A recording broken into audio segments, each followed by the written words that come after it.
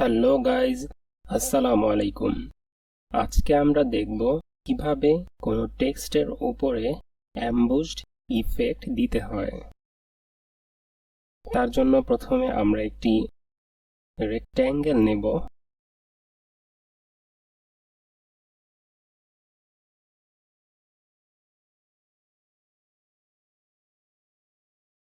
আমি এমবোসড ইফেক্টটি দেওয়ার জন্য যে রেক্ট্যাঙ্গেলটি নিলাম তার ব্যাকগ্রাউন্ড কালারটি আমি এটা রাখতে চাচ্ছি। এমবোস ইফেক্টের ব্যাকগ্রাউন্ড কালারটি আমি এই কালারটি রাখবো।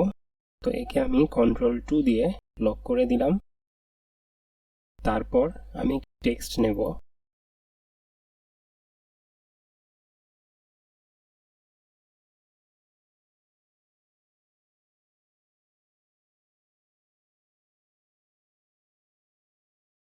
আমি বান স্ক্রিপ্ট ফন্টটি ব্যবহার করছি এই টেক্সটের জন্য।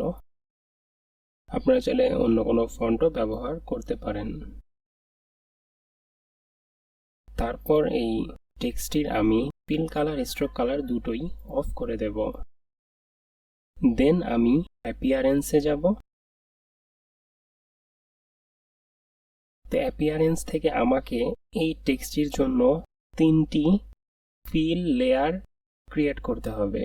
তো প্রথম আমি একটি ফিল লেয়ার নিচ্ছি। এই ফিল লেয়ারটির কালার আমি ব্যাকগ্রাউন্ডের যে কালারটি নিয়েছি সেটা ব্যবহার করব। তারপর এখানে যেই অপাসিটি অপশন আছে এখান থেকে নর্মালে গিয়ে আমি এই নর্মাল অপশনটিকে স্ক্রিনে কনভার্ট করব। তারপর আমি এই ফিলটিকে সিলেক্ট করে ইফেক্ট থেকে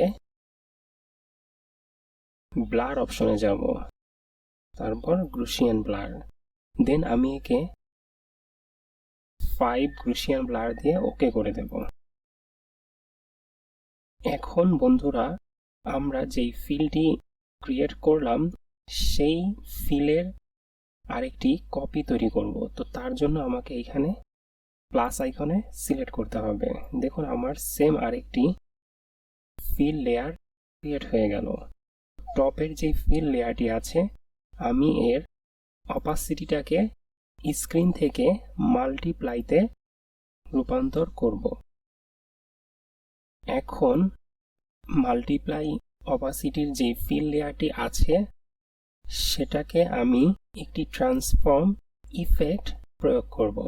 এখান থেকে ইফেক্টে যাব, তারপর ডিস্টর্ট অ্যান্ড ট্রান্সফর্ম, দেন ট্রান্সফর্মে ক্লিক করব।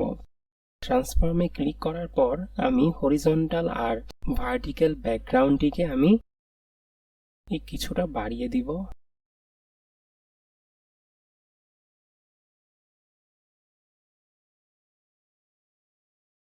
তারপর বন্ধুরা আমি আরেকটি ফিল লেয়ার নেব। এই ফিল লেয়ারটির কালার আমি ব্যাকগ্রাউন্ডের কালারটিকেই রাখব। তারপর এই ফিল লেয়ারটির জন্য আমি সেম একটি ট্রান্সফর্ম ইফেক্ট দিব। তো তার জন্য ট্রান্সফর্মে গেলাম। এখান থেকে ভার্টিক্যাল এবং হরিজন্টাল পিক্সেলটি -2 করে দিলাম। তারপর ওকেতে ক্লিক করলাম। দেখুন বন্ধুরা, আমাদের কিন্তু এমবোসড ইফেক্ট দেওয়া হয়ে গেছে। এখন আমি যদি চাই এই এমবোস ইফেক্টটিকে পরবর্তীতে কোনো কিছুতে ব্যবহার করার জন্য সেভ করে রাখতে চাই, তাহলে আমাকে যেটা করতে হবে সেটা হচ্ছে এখানে গ্রাফিক অ্যাপিয়ারেন্স থেকে গ্রাফিক স্টাইলে যাব। তারপর এই এমবোস ইফেক্টটাকে আমি এখানে সেভ করে রাখব। তাহলে আমি যদি এখন একে ডিলিট করে দেই এবং পরবর্তীতে কোনো টেক্সট বা অবজেক্ট নেই,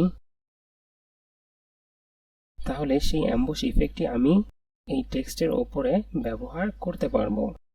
এখন আমি যদি এই টেক্সটের ওপরে গ্রাফিক স্টাইলটি সিলেক্ট করি, দেখুন আমার সেম গ্রাফিক এমবোস লেয়ারটি এই অবজেক্টটির উপরে পড়েছে। তো এইভাবে আমরা কোনো টেক্সট বা অবজেক্টের ওপরে এমবোসড ইফেক্ট দিতে পারি। আজ এ পর্যন্তই। অনুগ্রহ করে আমার চ্যানেলটি সাবস্ক্রাইব করুন এবং লাইক দিয়ে আমার চ্যানেলের সাথে থাকুন।